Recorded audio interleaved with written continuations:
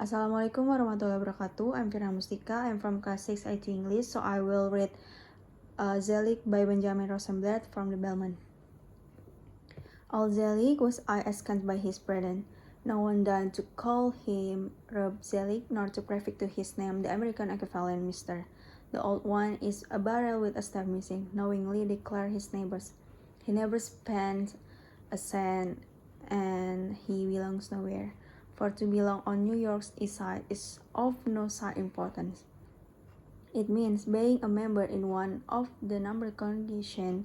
Every decent Jew must join a society for burying its members, to be provided at least with a narrow cell at the end of the long road. Zelig was not even a member of one of these, alone like a stone, his wife often sighed. In the clock shop where Zelig worked, he stood daily brandishing his heavy iron on the sizzling cloth, hardly ever glancing about him. The workmen despised him, for during a strike he returned to work after 2 days' absence.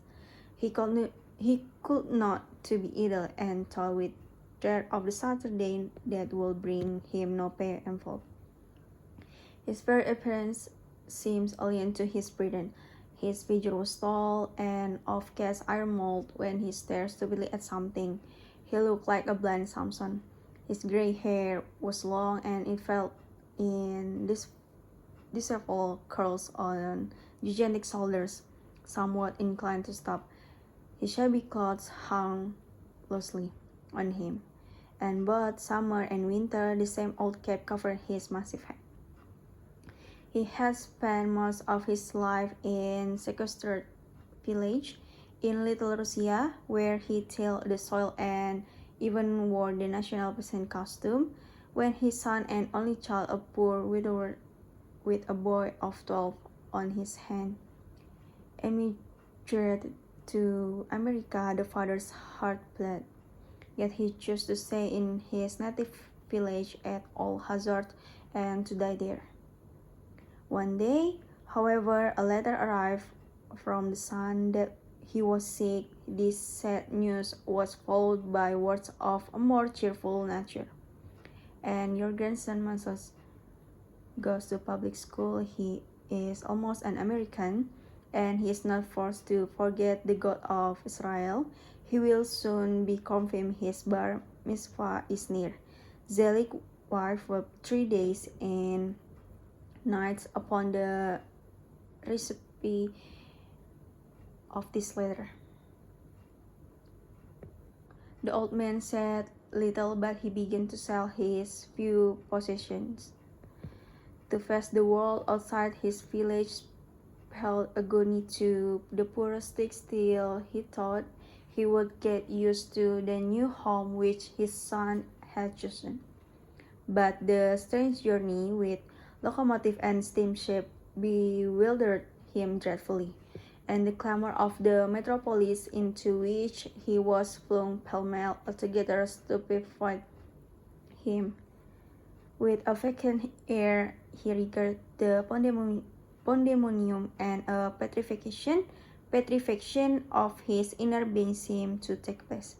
He became a barrel with a staff missing. No spark of animation visited his eye. Only one thought survived in his brain, and one desire pulsed in his heart: to save money enough for himself and family to hurry back to his native village. Blind and dead to everything, he moved about with a dumb, lacerating pain in his heart. He longed for home. Before he found steady employment, he walked daily with a tightening stride through the entire length of Manhattan, while children and even adults often slunk into byways to let him pass. Like a huge monster, he seemed with an arrow in his vitals. In the shop where he found a job at last, the workmen feared him at first, but ultimately, finding him a harmless giant, they more than once hurled their sarcasms at his head. Of the many men and women employed there, only one person had a distinction of getting fellowship from old Zelig. That person was the Gentile watchman or janitor of the shop, a little blonde Paul with an open mouth and frightened eyes. And many were the witticisms aimed at this uncouth pair. The big one looks like an elephant. The joker of the shop would say only he likes to be fed on pennies instead of peanuts. Oi, oi, his nose will betray him, the philosopher of the shop chimed in. And during the dinner hour he would expatiate to you see money in his blood. He starves himself to have enough dollars to go back to his home. The Pole told me all about it. And why should he stay here? Freedom of religions means nothing to him. He never goes to synagogue, and freedom of the press. Bah, he never even reads the conservative tablet. Old Zelig made such gifts and with stoicism. Only rarely would he turn up the whites of his head, his eyes, and if in the act of ejaculation. But he would soon contrast his heavy brows into a scowl and emphasize the last with a heavy thumb of his sizzling iron. When the frightful cry of massacre Jews in Russia rang across the Atlantic and the ghetto of Manhattan paraded one day through the narrow streets draped in black, through the erstwhile clamorous thoroughfares steeped in silence, stores and shops bawled a wail of anguish issuing from every door and window. The only one remaining in his shop that day was old Zelig. His fellow workmen did not call upon him to join the procession. They felt the incongruity of this brute in line with mourners in muffled tread.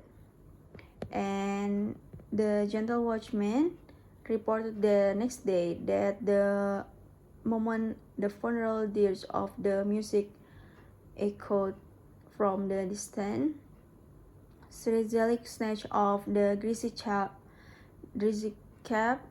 he always wore, and in confusion instantly put it on again.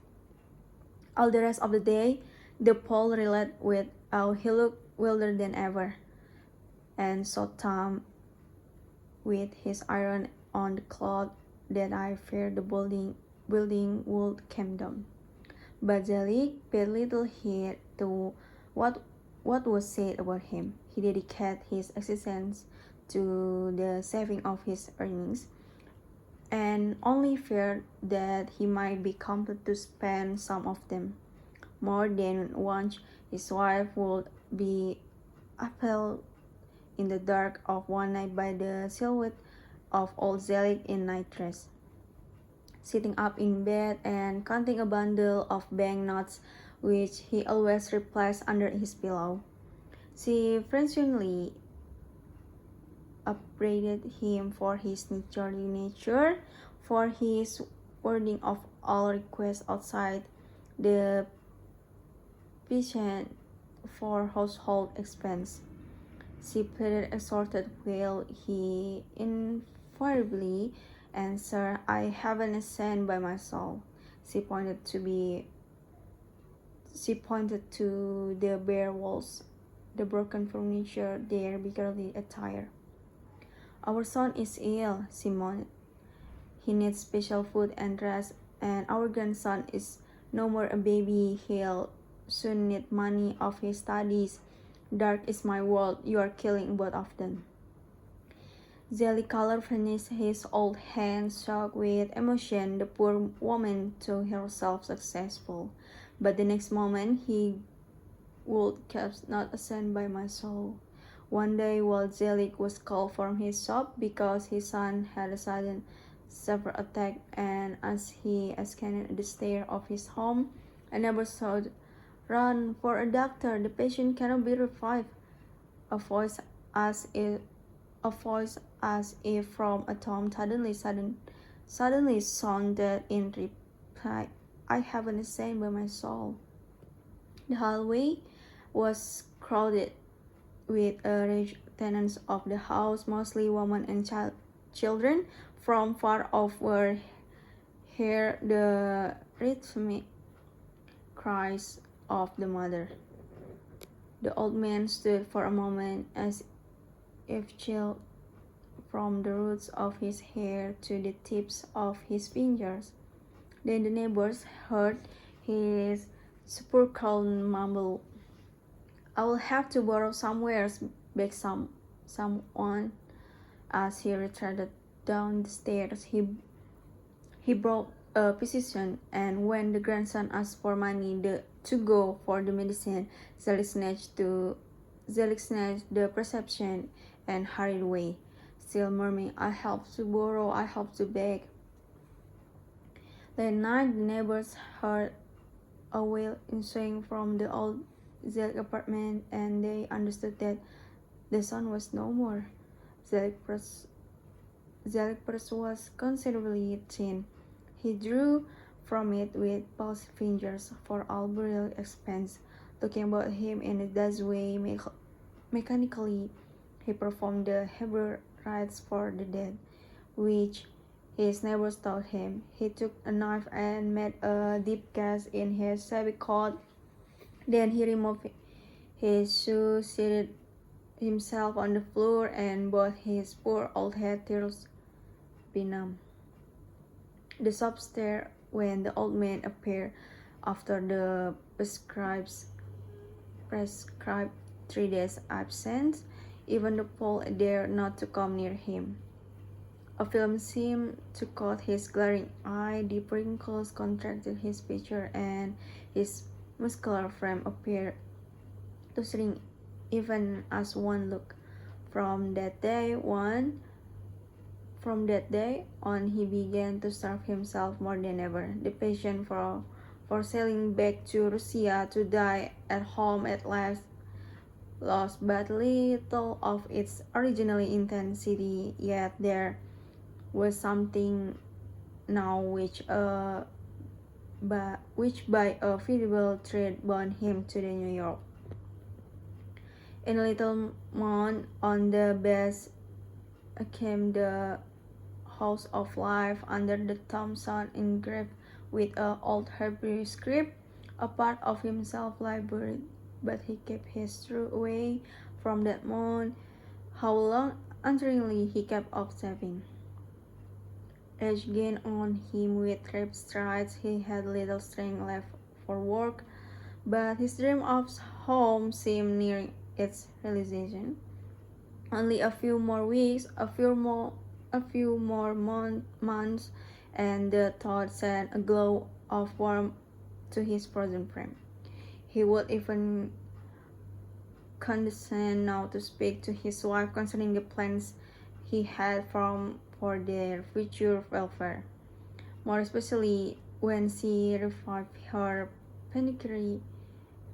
pecuniary complaints.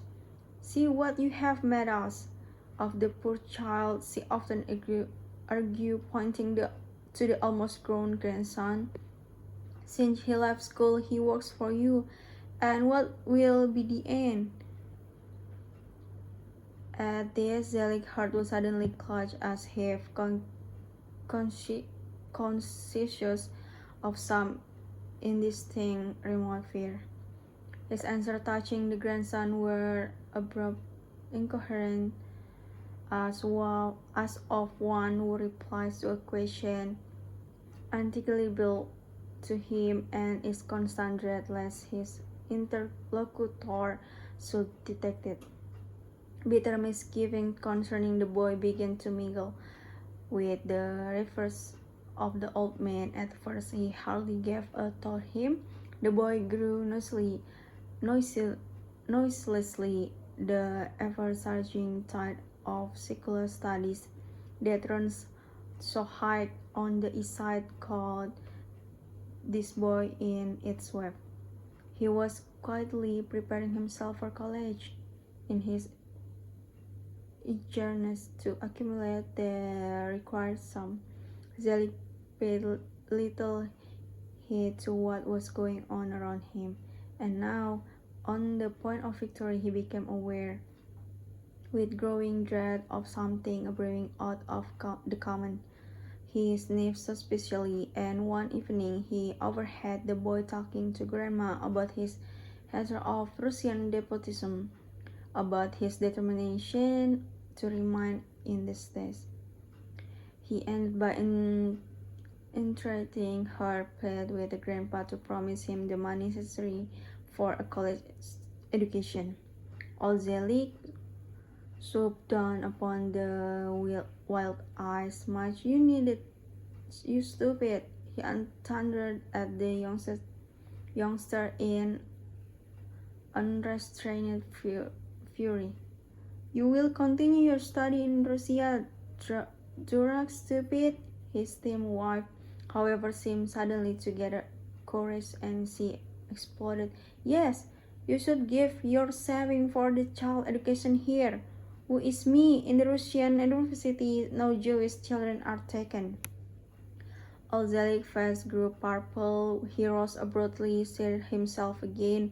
Then he rose madly with a raised menacing arm at the boy in whom he saw the formidable foe, the foe he had so long been dreading. But the old man was quick to interpose with a piercing shriek. You madman, look at the sick child. You forget from what our son died, going out like a flickering candle. The night Zelig tossed purposely on this bed. He could not sleep. For the first time it dawned upon him what his wife meant by pointing to the sickly appearance of the child. When the boy's father died, the physician declared that the cause was tuberculosis. He rose to his feet, beads of cold sweat glistened on his forehead, trickled down his cheeks, his breath. He stood pale and panting like a startling swan. The thought entered his mind, the boy. What should be done with the boy? The dim blue night gleamed in through the windows. All was shrouded in the city silence, which yet has a peculiar monotonous ring. Somewhere an infant awoke with a sickly cry which ended in a suffocating cough. The grizzled old man bestirred himself, and with hasty step he tiptoed to the place where the boy lay. For a time he stood gazing on the pinched features, the understitched body of the lad. Then he raised on one hand, passed it lightly over the boy's hair, stroking his cheeks and chin. The boy opened his eyes, looked for a moment at the sheepfold from bending over him. Then he petulantly closed them again. You had to look at Grandpa. He is your enemy, ah?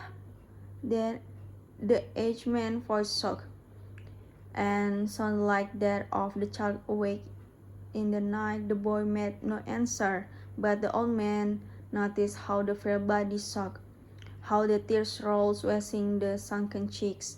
For some moments he stood mute. Then his form literally sank to that of a child as he bent over the ear of the boy and whispered harshly, You are weeping, huh? Grandpa is your enemy, you stupid. Tomorrow I will give you money for the college. You have to look Grandpa. He's your enemy, huh? Okay. The end. Wassalamualaikum warahmatullahi wabarakatuh.